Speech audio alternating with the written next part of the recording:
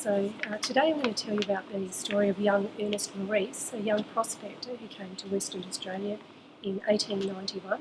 He brought with him a few possessions, and as he arrived in 1891, he was coming to go to the northwestern goldfields in Western Australia, and he had with him a pistol, a diary, some nail clippers, a belt that had his pocket watch attached in a pouch, and he had a couple of matchboxes, a cigarette card of Sarah Bernhardt, and just some letters in his possession.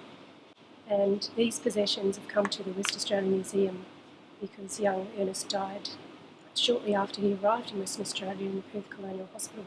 He never reached the goldfields, which was really sad and unfortunate. He contracted typhoid shortly after he arrived.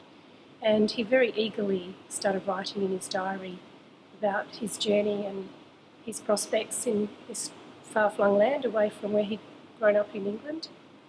And about 3 weeks later, he stopped writing in his diary, and shortly after that, on the 26th of July 1891, he died in the Perth Colonial Hospital.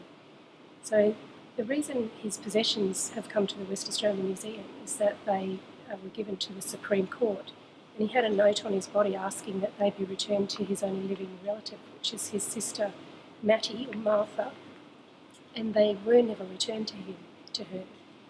But we do find that looking at his objects that he wasn't down on his luck as a prospector. He was coming as a wealthy young man looking for an adventure. And the rest of the story is that his parents and his brother had all died before he came out to Western Australia. Martha was his only living relative.